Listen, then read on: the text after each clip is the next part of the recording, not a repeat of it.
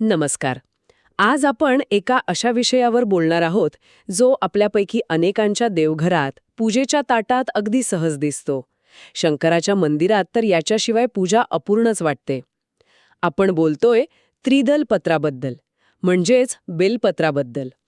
पण आजचा आपला उद्देश या श्रद्धेच्या पलीकडे डोकावण्याचा आहे. म्हणजे जे पान आपण श्रद्धेने महादेवाला अर्पण करतो त्यामागे काही शास्त्रीय किंवा आरोग्यविषयक कारणं दडलेली आहेत का, याचा शोध घेण्याचा. अगदी बरोबर. पुढारी वृत्तसेवेकडून आपल्याला जी माहिती मिळाली आहे ती याच दिशेने आपल्याला घेऊन जाते. त्यात बेलपत्रीच्या धार्मिक महत्वापेक्षा तिच्या आयुर्वेदिक आणि औषधी गुणधर्मांवर जास्त भर दिला आहे.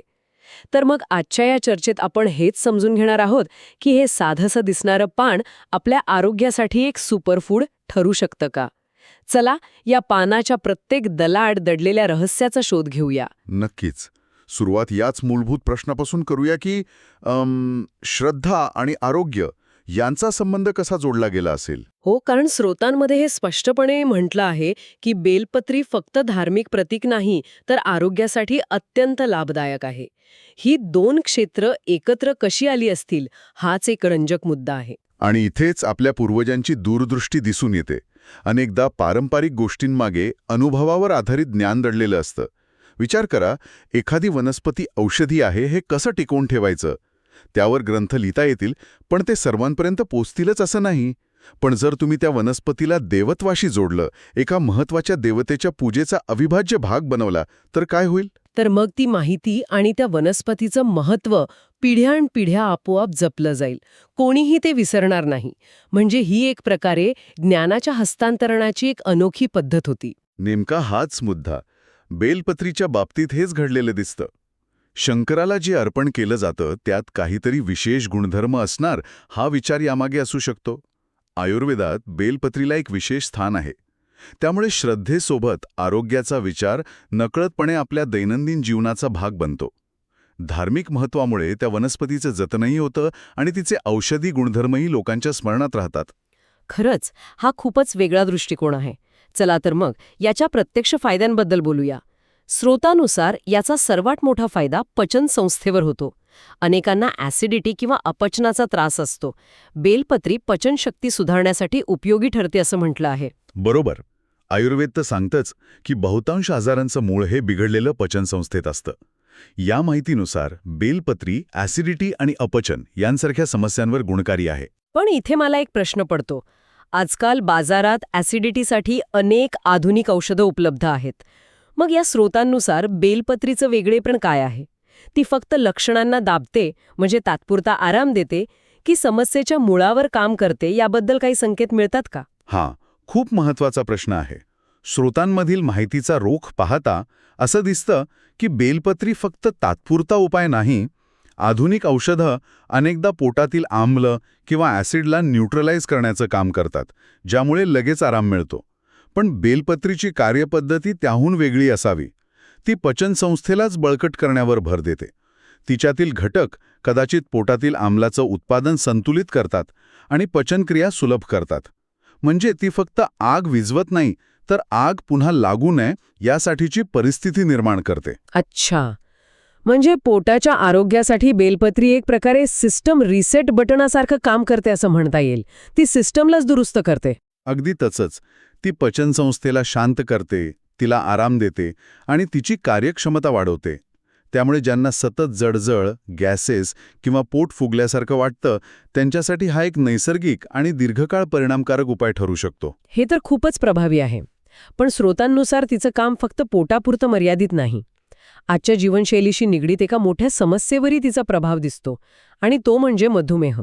यात म्हटलं आहे की बेलपत्रीचा रस मधुमेह नियंत्रणात ठेवण्यासाठी सहाय्यक ठरू शकतो. हो, आणि हा आजच्या काळातला एक अत्यंत गंभीर विषय आहे. या माहितीनुसार बेलपत्रीच्या रसाचं सेवन रक्तातील साखरेची पातळी नियंत्रणात ठेवण्यास मदत करू शकतं.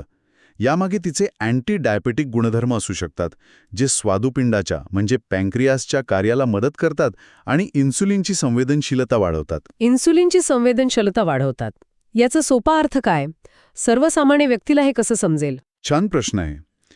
सोप्या भाषेत सांगायचं तर आपलं शरीर नैसर्गिकरित्या इन्सुलिन नावाचा एक हॉर्मोन तयार करतं, ज्याचं काम रक्तातील साखर पेशींपर्यंत पोहोचवणं आहे. मधुमेहामध्ये अनेकदा शरीर या इन्सुलिनला योग्य प्रतिसाद देत नाही. यालाच इन्सुलिन रेझिस्टन्स म्हणतात. बेलपत्रीची पानं शरीराला स्वतःच्याच इन्सुलिनला अधिक प्रभावीपणे वापरण्यासाठी मदत करतात. म्हणजे शरीराची संवेदनशीलता वाढते. त्यामुळे बाहेरून कमी मदतीची गरज लागते. अच्छा, म्हणजे ती शरीराच्याच नैसर्गिक प्रणालीला अधिक कार्यक्षम बनवते. हा एक सपोर्टिव्ह किंवा पूरक उपाय म्हणून खूप महत्वाचा गुणधर्म आहे. हे स्पष्ट झालं. निश्चितच. आणि हे लक्षात ठेवणं गरजेचं आहे की हा मुख्य उपचारांना पर्याय नाही, तर एक पूरक उपाय आहे. या व्यतिरिक्त स्रोतांमध्ये एका आणखी महत्त्वाच्या गुणधर्माचा उल्लेख आहे, तो म्हणजे शरीराला थंडावा देण्याचा. हो, शरीरातील उष्णता कमी करण्याचा गुणधर्म. उन्हाळ्यात किंवा ज्यांना पित्ताचा त्रास आहे त्यांच्यासाठी हा खूप फायदेशीर ठरू शकतो. अनेकदा उन्हाळ्यात शरीरात उष्णता वाढल्याने त्वचा लाल होणे, जळजळ होणे, अस्वस्थ वाटणे अशा समस्या येतात. बरोबर. यालाच आपण कूलिंग इफेक्ट म्हणतो. बेलपत्रीचा रस किंवा काढा शरीराला आतून शांत ठेवू शकतो. शरीराचं तापमान नियंत्रित ठेवण्यासाठी आणि उष्णतेमुळे होणारे त्रास कमी करण्यासाठी हा तिचा एक नैसर्गिक गुणधर्म आहे, जो तिला आयुर्वेदात महत्त्वाचं स्थान देतो. थांबा, पण इथे मला एक विरोधाभास जाणवतोय.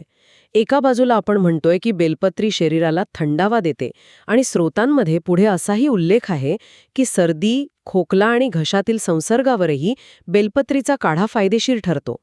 आता सर्दी, खोकला हे तर थंड प्रकृतीचे आजार मानले जातात. मग एकच वनस्पती एकाच वेळी शरीराला थंडावा देऊन उष्णतेचे आजार आणि सर्दीसारखे थंड आजार या दोन्हीवर कशी काय प्रभावी ठरू शकते? हे थोडं गोंधळात टाकणारं नाही का? अप्रतिम निरीक्षण आहे आणि इथेच या वनस्पतीचं वैशिष्ट्य दडलेलं आहे. वरवर पाहता हा विरोधाभास वाटतो, पण तिच्या कार्यपद्धतीचे स्तर समजून घेतले की याचं उत्तर मिळतं. तिचा थंडावा देण्याचा गुणधर्म हा तिच्या एकूण प्रभावाशी म्हणजे ओव्हरऑल इफेक्ट ऑन बॉडी मेटाबॉलिझमशी संबंधित आहे. पण जेव्हा आपण सर्दी खोकल्याबद्दल बोलतो तेव्हा आपण तिच्यातील विशिष्ट घटकांबद्दल बोलत असतो. बेलपत्रीमध्ये अँटीबॅक्टेरियल आणि अँटीव्हायरल गुणधर्म असतात. हे गुणधर्म थेट जंतूंशी लढतात. अच्छा, म्हणजे तिचा थंडावा देण्याचा गुणधर्म आणि जंतूंशी लढण्याचा गुणधर्म हे दोन वेगवेगळे पैलू आहेत. अगदी बरोबर. सर्दी खोकल्याच्या वेळी तिचा काढा श्वसनमार्गातील संसर्ग करणाऱ्या जीवाणू किंवा विषाणूंना कमी करतो आणि शरीराची प्रतिकारशक्ती वाढवतो. त्यामुळे तिचं कार्य एकाच वेळी दोन वेगवेगळ्या पातळ्यांवर चालतं. ती शरीराची उष्णता नियंत्रित करते आणि त्याचवेळी रोगजंतूंनाही दूर ठेवते. यालाच ॲडॅप्टोजेनिक म्हणजे ॲडॅप्टोजेनिक गुणधर्म म्हणतात, जिथे वनस्पती गरजेनुसार शरीराला जुळवून घेण्यास मदत करते. वा, म्हणजे तिचं कार्य किती मल्टीफॅसेटेड आहे हे आता खऱ्या अर्थाने कळलं. आतापर्यंत आपण तिच्या अंतर्गत फायद्यांबद्दल बोललो, पण त्वचेसारख्या बाह्य अवयवांसाठीही बेलपत्रीचा उपयोग होतो का? तर स्रोतांमध्ये उल्लेख आहे की त्वचेवरील पुरळ, खाज किंवा सूज कमी करण्यासाठी तिच्या पानांचा लेप लावता येतो. हो, हा तिचा बाह्य उपयोग आहे आणि तो तिच्या अँटी इन्फ्लेमेटरी गुणधर्मामुळे शक्य होतो. अँटी इन्फ्लेमेटरी म्हणजे सूज आणि जळजळ कमी करणारे गुणधर्म. त्यामुळे जेव्हा त्वचेवर एखादी ॲलर्जी, कीटक चावल्यामुळे किंवा इतर कारणांमुळे सूज येते, तेव्हा या पानांचा लेप लावल्यास आराम मिळतो. तो भाग शांत होतो. म्हणजे हा एक प्रकारे नैसर्गिक फर्स्ट एड उपाय आहे जो घरी सहज उपलब्ध होऊ शकतो. फर्स्ट एड हा शब्द इथे थोडासा दिशाभूल करणारा ठरू शकतो, कारण जखमेवर लावण्याच्या औषधा इतका जलद परिणाम कदाचित याचा नसेल. स्रोतांनुसार याचा खरा गुणधर्म हा सूज आणि जळजळ कमी करून त्या भागाला शांत करणे हा आहे. त्यामुळे हा नॅचरल सूदिंग एजंट आहे असं म्हणणं जास्त योग्य ठरेल. तो त्वरित जखम बरी करत नाही, पण त्यामुळे होणारा त्रास कमी करतो. हे नेमकी माहिती खूप महत्वाची आहे. पण या बाह्य उपयोगाचा संबंध पुन्हा एकदा अंतर्गत आरोग्याशी जोडला जातो असं दिसतंय. कारण स्रोतांमधील एका अतिशय महत्वाच्या माहितीनुसार बेलपत्री हृदयाच्या आरोग्यासाठी उपयुक्त आहे, कारण ती रक्त शुद्ध करण्यास मदत करते. हो, आणि हा मुद्दा या सगळ्या चर्चेला एका वेगळ्या उंचीवर नेतो. रक्तशुद्धीकरण ही एक मूलभूत आणि अत्यंत महत्त्वाची शारीरिक क्रिया आहे. जेव्हा रक्त शुद्ध असतं तेव्हा शरीरातील प्रत्येक अवयवापर्यंत पोषक तत्व आणि ऑक्सिजन व्यवस्थित पोचतो.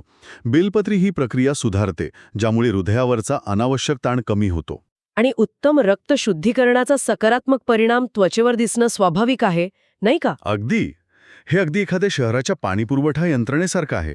जर तुम्ही शहराची मुख्य फिल्टर सिस्टीम म्हणजे रक्तशुद्धीकरण स्वच्छ आणि कार्यक्षम ठेवली, तर प्रत्येक घरात म्हणजे शरीराच्या प्रत्येक अवयवात पोचणारं पाणी शुद्ध असेल आणि त्याचा परिणाम घराच्या बाहेरील भिंतीवरही म्हणजे त्वचेवर स्पष्ट दिसेल.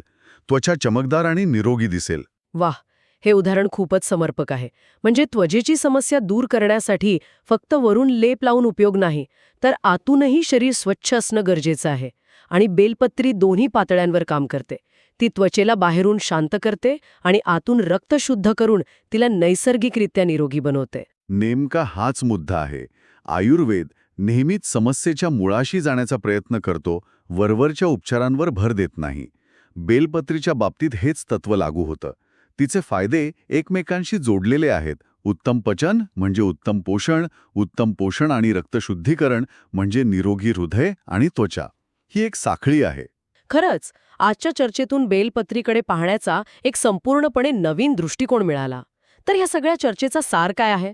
आजच्या चर्चेचा खरा निष्कर्ष हा नाही की बेलपत्रीचे अनेक फायदे आहेत, ते तर स्रोतांमध्ये स्पष्ट आहेच.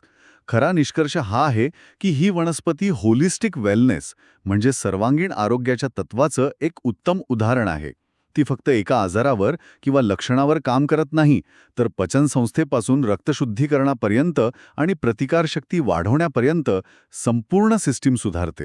श्रद्धा आणि विज्ञानाचा हा संगम आपल्याला हेच शिकवतो की आरोग्य ही एक इंटरकनेक्टेड साखळी आहे, जिथे प्रत्येक गोष्ट दुसरीवर अवलंबून असते.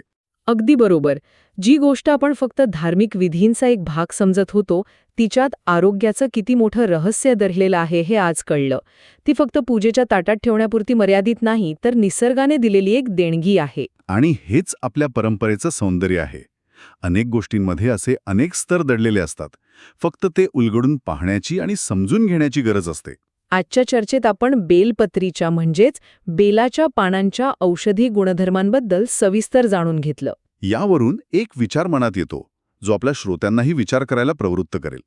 श्रोत्यानुसार जर ह्या झाडाच्या केवळ पानांमध्ये इतके आरोग्यदायी गुणधर्म आहेत, तर मग त्याच्या फळामध्ये म्हणजे बेलाच्या फळात, त्याच्या मुळांमध्ये किंवा सालीमध्ये आणखी कोणते अज्ञात गुणधर्म दडलेले असू शकतात? या संपूर्ण वृक्षाकडेच एक औषधांचं भांडार म्हणून पाहता येईल का? यावर अधिक माहिती मिळवणं नक्कीच रंजक ठरेल.